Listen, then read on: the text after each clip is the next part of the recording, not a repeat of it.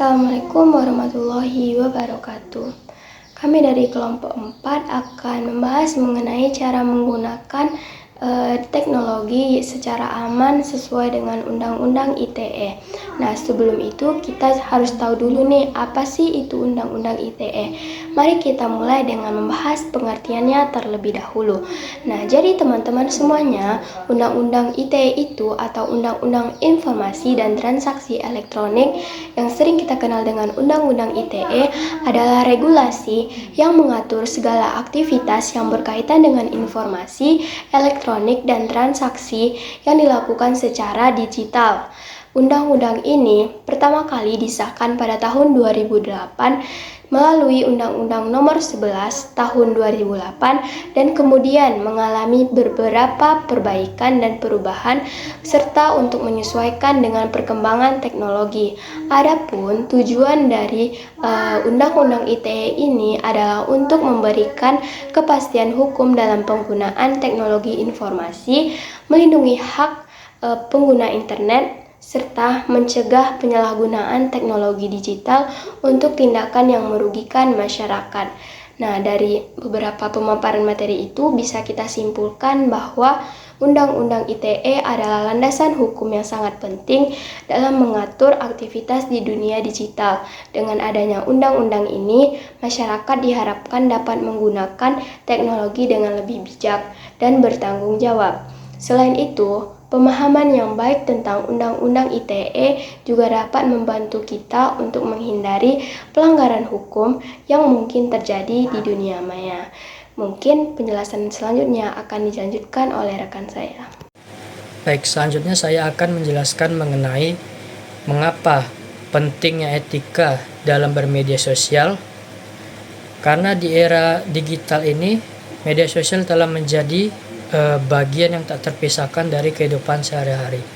Platform seperti Facebook, Twitter, Instagram, TikTok, dan juga WhatsApp yang memungkinkan komunikasi dan berbagi informasi itu secara cepat dan juga luas. Namun, penggunaan media sosial yang tidak etis itu dapat menimbulkan dampak negatif seperti pencemaran nama baik, penyebaran hoax, perundungan cyber atau cyberbullying, ujaran kebencian, dan juga pelanggaran privasi. Nah, oleh sebab itu etika bermedia sosial ini sangat penting untuk menjaga komunikasi yang sehat serta bertanggung jawab di dunia digital itu sendiri. Oke, baik, sekian dari saya. Terima kasih. Selanjutnya yaitu ada perlindungan data pribadi. Perlindungan data pribadi ini harus dijaga, jangan sampai kita memberikan sembarang informasi kepada platform yang tidak resmi.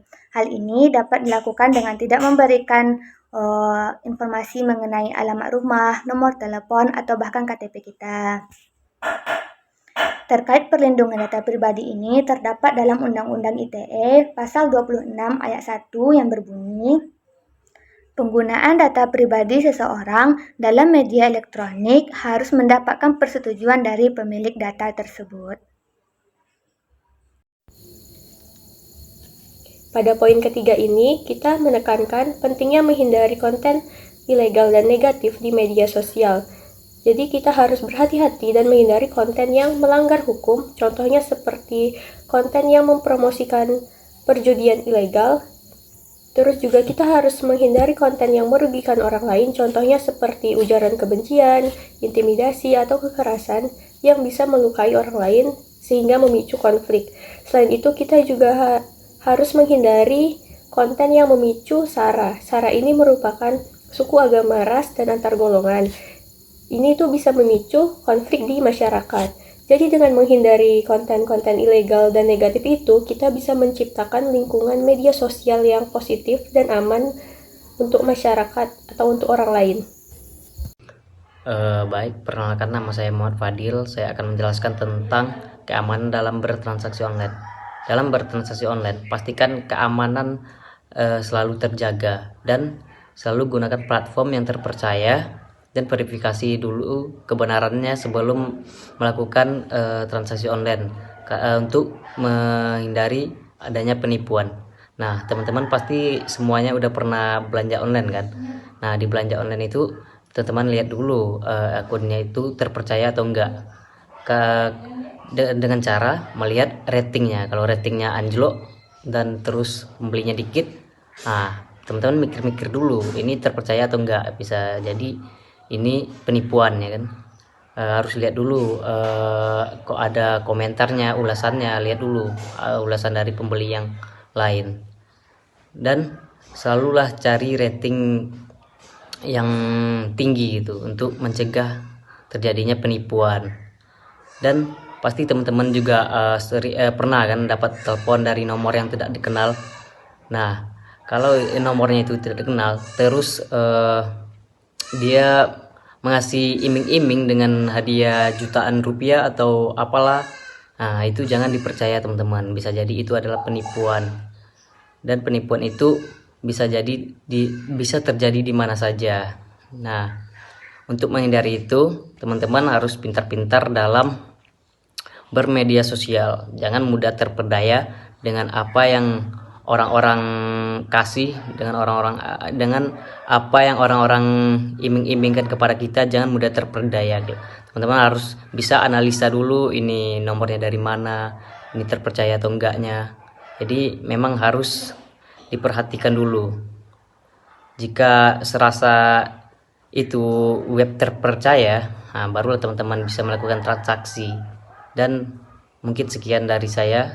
Terima kasih. Assalamualaikum warahmatullahi wabarakatuh. Kesimpulan materi kita pada kali ini, UU ITE adalah undang-undang yang mengatur tentang informasi dan transaksi elektronik di Indonesia.